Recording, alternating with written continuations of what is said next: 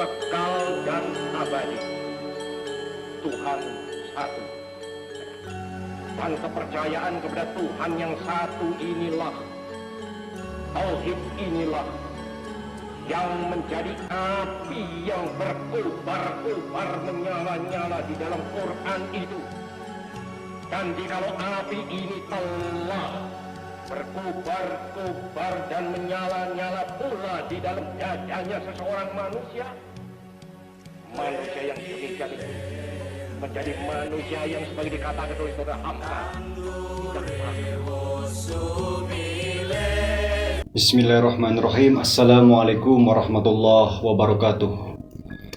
Alhamdulillahirabbil alamin wa bihi nasta'in wa ala murid dunya waddin. Wassalatu wassalamu ala asyrafil anbiya wal mursalin sayyidina wa maulana Muhammadin wa ala alihi wa sahbihi ajmain, amma ba'du. Kita berjumpa kembali dalam acara ngaji Api Islam Bung Karno. Selamat malam sahabat-sahabat dan jamaah Islam Rahmat TV di seluruh penjuru tanah air. Alhamdulillah kita sudah melewati dan melalui sholat taraweh. Dan tentunya setelah sholat taraweh kita manfaatkan untuk mengkaji, untuk belajar sejarah, untuk membedah hikmah-hikmah dari bangsa kita yang pernah menjadi warisan dari pendiri-pendiri bangsa. Salah satunya adalah Bung Karno. Malam ini kita sudah melewati 9 episode dari ngaji Api Islam Bung Karno bersama Kiai kita, Kiai Haji Zuhairi Misrawi atau Gusmis, cendekiawan yang sangat terkenal dari Nahdlatul Ulama, yang expert, alumni dari Universitas Al-Azhar Mesir. Nanti kita akan mendengarkan pencerahan dan pemaparan beliau tentang ngaji Api Islam Bung Karno. Malam ini kita spesial dan dengan satu judul yang sangat luar biasa, sangat relevan dengan situasi terkini, Gus, yakni memudahkan pengertian Islam.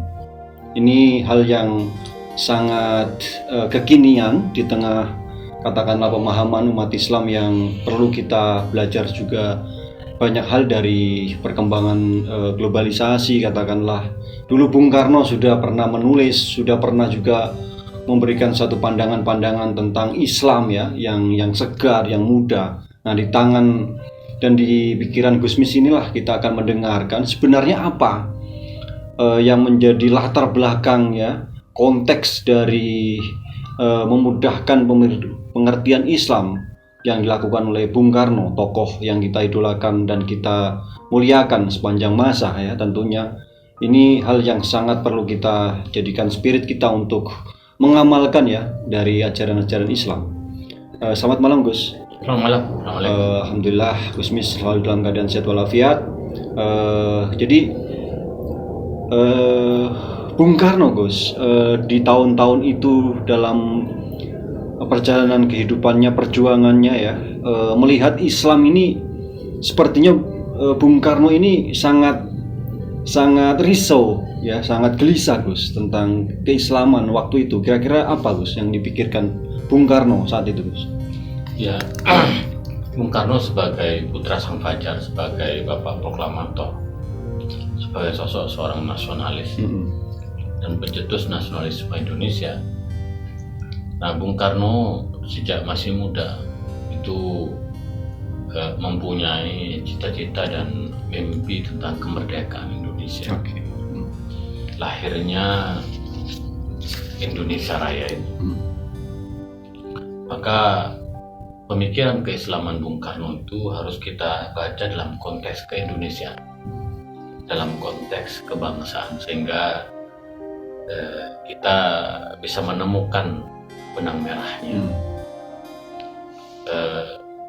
Kalau kita bicara bandingkan dengan Timur Tengah, di Timur Tengah bapak nasionalismenya itu Marshall Aflaq, justru seorang sosialis dari Kristen.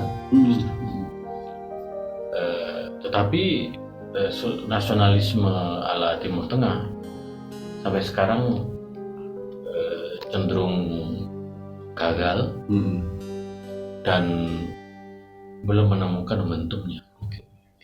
Nah, tetapi nasionalisme kita itu diusung oleh Bung Karno yang di dalamnya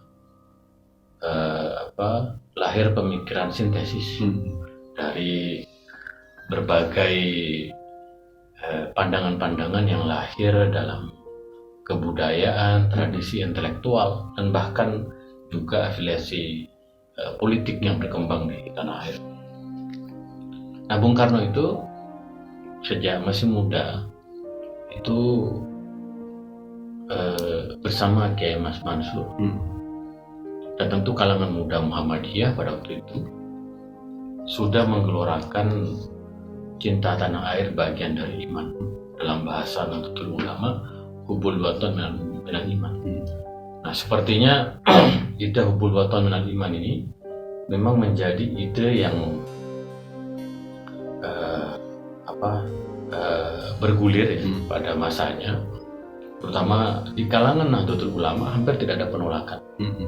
Karena para kiai sadar betul bahwa kemerdekaan itu adalah tujuan mimpi kita, dan karena itu para kiai NU betul-betul mendukung pikiran dan langkah Bung Karno. Tetapi di kalangan Muhammadiyah, Bung Karno menceritakan betapa masih ada penolakan dari kalangan tua.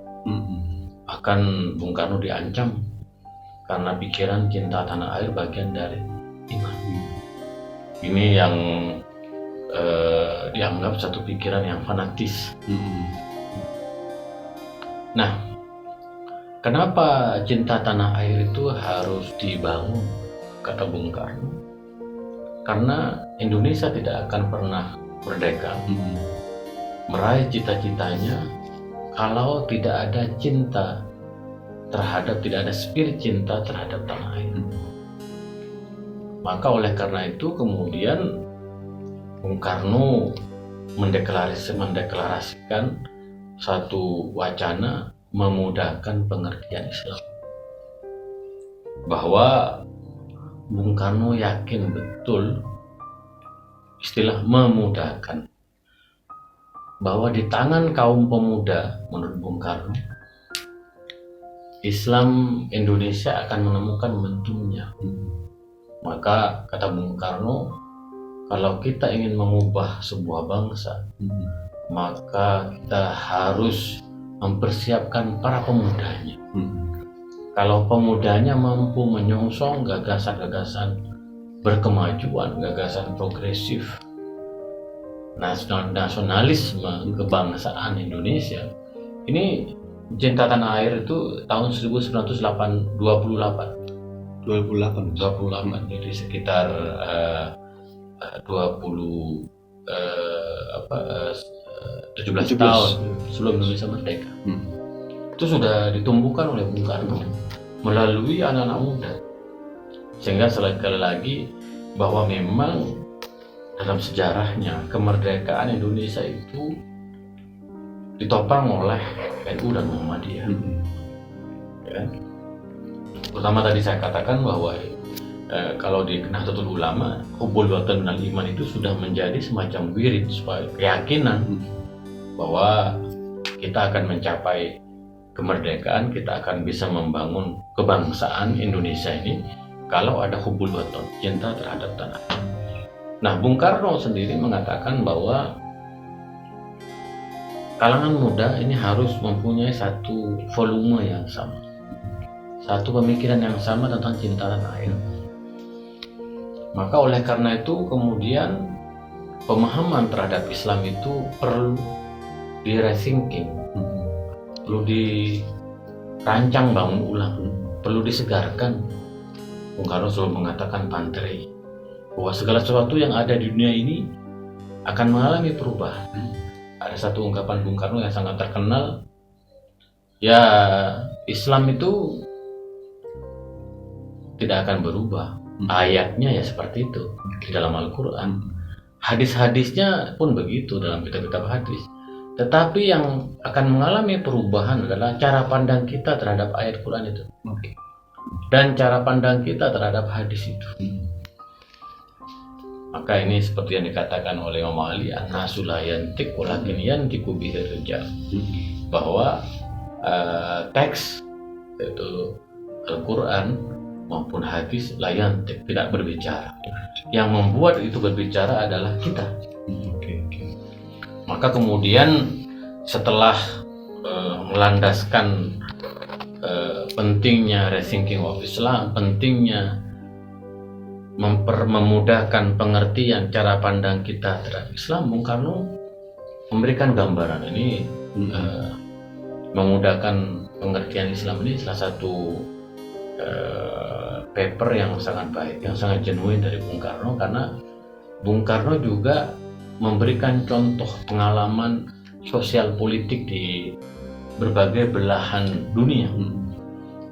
Yang pertama, Bung Karno memberikan contoh apa yang terjadi di Turki sejak jatuhnya dinasti Ottoman 1923 akhir atau awal 1924, ketika muncul sosok Mustafa Kemal Atatürk yang mengambil jalan sekularisme, pemisahan antara agama dan negara, di mana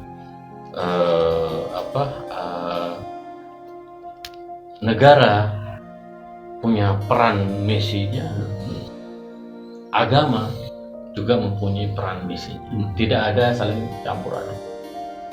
Apa yang terjadi di Turki adalah sebuah modernitas, sebuah perkembangan yang begitu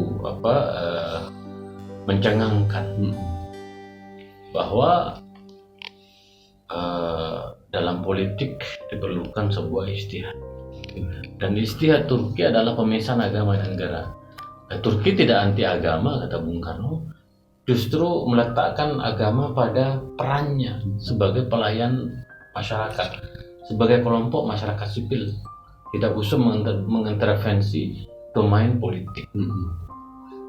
Yang kedua, Bung Karno menyampaikan contoh Mesir, yaitu kompromi, tidak memisahkan antara agama dan negara, tetapi agama dan negara berkompromi untuk melakukan rekonsiliasi, sehingga muncullah pembaruan keagamaan yang diantaranya dilakukan oleh Muhammad Abduh melalui Al-Azhar.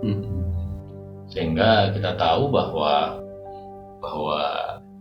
ya negara tetap berjalan, tetapi negara memberikan kewenangan kepada Al-Azhar untuk mengurusi urusan agama. Bahkan ya Imam Besar Al-Azhar atau Grand Syekh Al-Azhar itu kedudukannya sama dengan Perdana Menteri. Segala keputusannya itu mengikat kepada negara. Ada kompromi antara agama dan negara. Yang ketiga, Bung Karno menyampaikan contoh Palestina.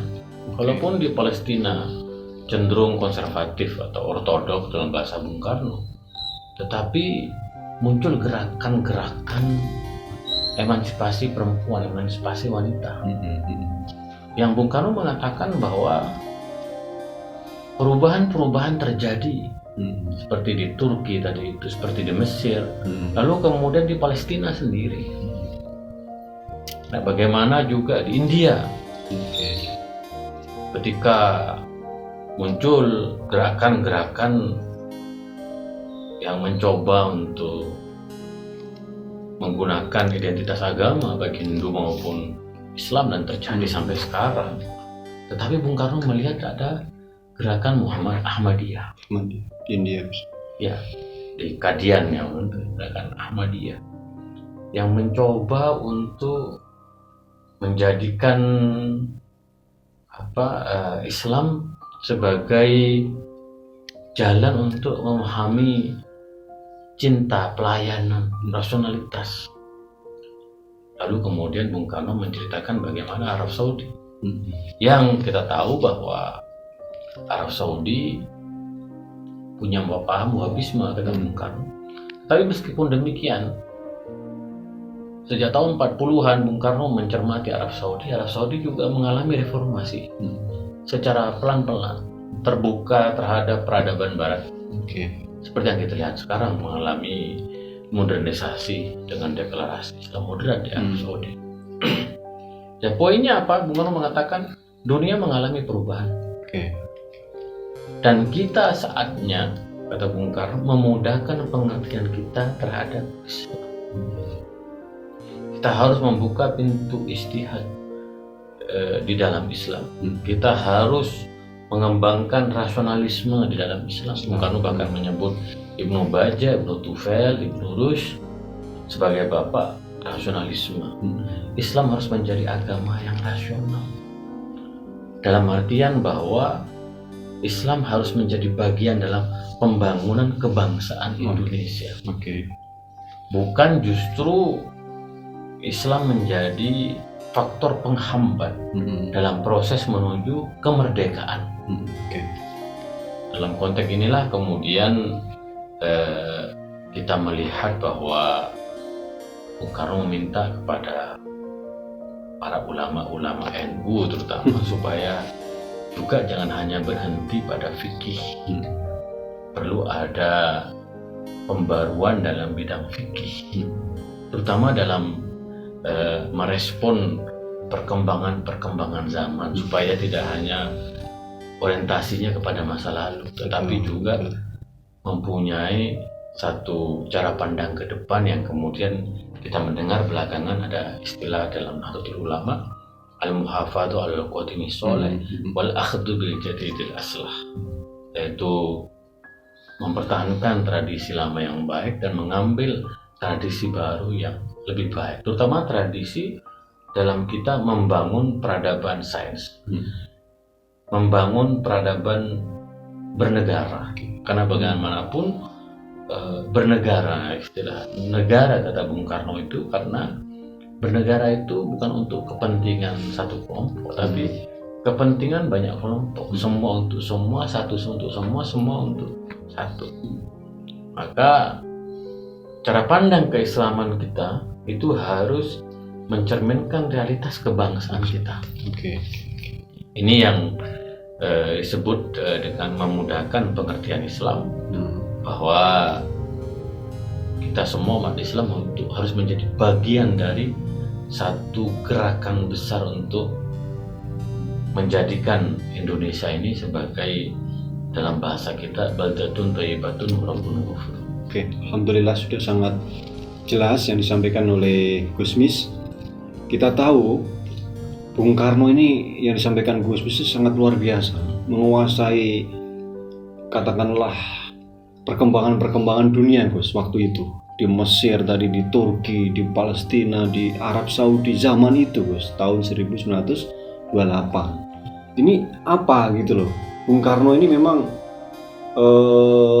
karena ini bulan Ramadan yang sangat mulia. Dulu beberapa episode yang lalu Gus pernah mengatakan Iqra, Gus, kuncinya di Bung Karno ini kan bacaannya, Gus. Dan satu poin sahabat-sahabat Islam Rahmat TV yang disampaikan Gusmis sudah sangat terang bahwa memudahkan pengertian Islam itu kontekstualisasinya adalah untuk kemerdekaan. Ya, waktu itu kita tahu kita dijajah oleh kolonial, ya. Dalam konteks terkini misalnya ada satu pandangan, Gus. Ini sepertinya nanti ditajamkan Gusmis. Memudahkan pengertian Islam, ini kan Islam tetap pemahamannya yang berubah tergantung zaman. Nah, ada anggapan semacam pembaharuan Islam, Gus. Nah, di era kekinian ada satu tadi, Gus, pandangan pembaharuan Islam atau memudahkan pengertian Islam itu dianggap penyesatan umat, Gus. Padahal kan nggak seperti itu. Gitu. Ada pengalaman Mesir, ya. Mesir belakangan setelah musim semi Arab, Mesir kemudian yang dimotori oleh Al-Azhar mendeklarasikan tajdidul khitab ad-dini, pembaharuan wacana keagamaan. Dalam bahasa Bung Karno memudahkan pengertian Islam, bahwa bagaimanapun kita mempunyai tanggung jawab, karena cara pandang terhadap Islam itu memerlukan konteks. Ada konteks yang harus kita pahami, karena ada orang yang ingin membawa Islam pada zaman kegelapan. Ada, Gus. Ada ya kelompok teroris, kelompok yang mengusung khilafah itu, yang seolah-olah bahwa kita harus kembali ke masa lalu. Pertanyaannya masa lalu yang mana? Ya kan? Apakah masa lalunya pada zaman Rasulullah? Apa masa lalunya pada zaman Khulafaur Rasyidin? Atau pada dinasti Umayyah, Abbasiyah atau Abbasiyah? Jadi kita harus hidup pada konteks zaman ini yang meniscayakan satu cara berpikir di mana kita menjadi bagian dari pembentukan peradaban Indonesia ini. Maka apa yang disebut dengan memudahkan pengertian Islam itu sebenarnya yang kata dilakukan oleh Turki, dilakukan juga oleh Mesir, dilakukan juga oleh India, dilakukan juga oleh Arab Saudi, bahkan seluruh negara-negara yang mayoritas Muslim itu melakukan pembaharuan. Tentu dalam bahasa pesantrennya apa tolak ukur pembaharuan? Tolak ukur pembaharuan itu tujuannya adalah al-maslahah al-ammah, bahwa kepentingan kita bersama, bukan hanya kepentingan satu kelompok saja. Kita harus betul-betul serius berjuang supaya Indonesia ini menjadi lebih baik. Maka Bung Karno selalu mengatakan kita harus belajar sejarah.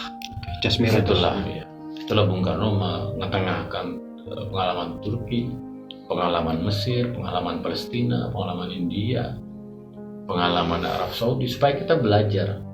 Negara-negara yang lain terus mengalami perubahan-perubahan sesuai konteks masyarakatnya. Seperti yang dikatakan saya tadi, Arab Saudi pun mengalami pembaruan seperti yang kita lihat sekarang ya. Tidak ada yang di bawah langit itu pantari. Dalam bahasa Bung Karno, elastisitas. Maka Bung Karno selalu mengatakan bahwa kalau kita ingin maju, mengutip dari Farid Wazdi itu, kalau kita ingin maju harus merdeka secara spiritual, merdeka secara akal, dan merdeka secara ilmu pengetahuan. Luas ya definisinya. Iya. Maka harus ada satu cara berpikir yang betul-betul menciptakan kita itu merdeka dalam segala aspek kehidupan.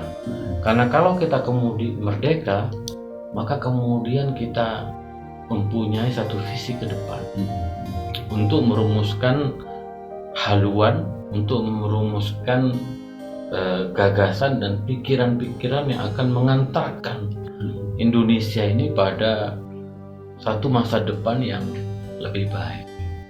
Maka Islam sebagai agama yang diyakini oleh sebagian besar warga Indonesia harus menjadi bagian dari proses transformasi, reformasi, dan rekonstruksi dari kebangsaan kita. Betul. Disinilah Bung Karno mengajak kita untuk menggunakan akal, menggunakan roh jiwa, dan menggunakan ilmu pengetahuan. Nah, bagaimanapun sekali lagi kita hidup di zaman yang sekarang Internet of Things, Artificial Intelligence, blockchain, kan? Itu istilah-istilah yang algoritma dan macam-macam, istilah-istilah yang sekarang sudah menjadi sebuah keniscayaan. Maka memudahkan pengertian Islam itu, Islam harus adaptif. Islam harus akomodatif. Islam harus asimilatif.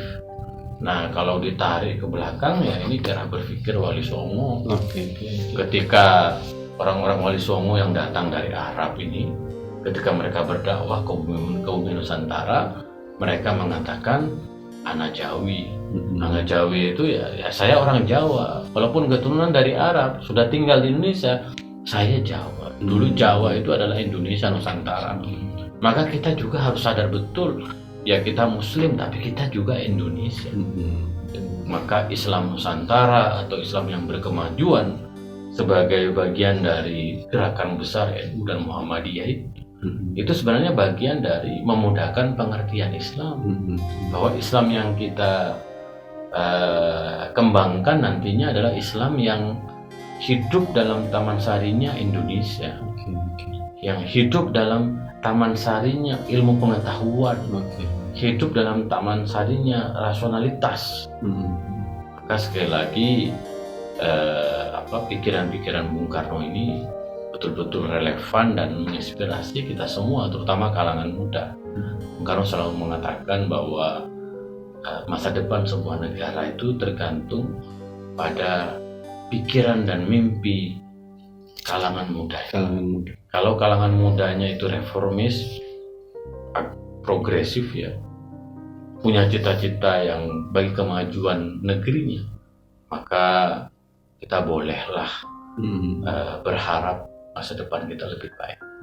Sangat memukau. Saya juga mendapatkan satu insight ya, spektrum dari apa yang disampaikan Gusmis. Ternyata memang tantangan-tantangan zaman kita ke depan itu kita harus belajar dari Bung Karno. Zaman itu Bung Karno sudah membuka ruang kepada anak-anak muda untuk rethinking of Islam, Gus, untuk memudahkan pengertian Islam.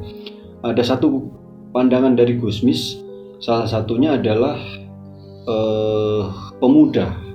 Bagaimana negara maju itu kan ditentukan oleh pemudanya. Itu pandangan Bung Karno. Ya, Bung Karno. Jadi Bung Karno mengatakan bahwa masa depan sebuah bangsa itu tergantung pemudanya. Karena dulu gelora semangat cinta tanah air itu tumbuh di kalangan anak muda. Maka kita kemudian mempunyai masa depan yang lebih baik. Nah, ini yang terakhir, Gus. Maka kita kalangan milenial sekarang itu harus menumbuhkan cinta tanah air. Betul. Nah, itu sangat pas, Gus, dengan situasi terkini. Ada juga, Gus, satu generasi baru, Gus. Ini di bulan puasa. Ada satu kajian-kajian yang dialami oleh tadi generasi milenial, Gus. Bukan hubul waton minal iman yang dibahas secara lebih dominan misalnya, tapi semacam kayak pertanyaan fikih, Gus. Misalnya puasa itu yang membatalkan apa? Nah, ini maksud saya, kenapa anak-anak muda ini kok nggak berpikir yang lebih progresif ya? Islam is progress, kata Bung Karno ya. Ini ada apa, Gus? Ya sebenarnya ya dalam konteks belajar agama nggak ada masalah. Ya, belajar fikih puasa, fikih zakat itu sesuatu yang niscaya lah. Tapi yang perlu dikhawatirkan di kalangan muda sekarang muncul satu fenomena, mereka ingin mendirikan khilafah di negeri ini. Ini yang perlu dikhawatirkan, karena ini sebuah kemunduran kalau kita bicara khilafah.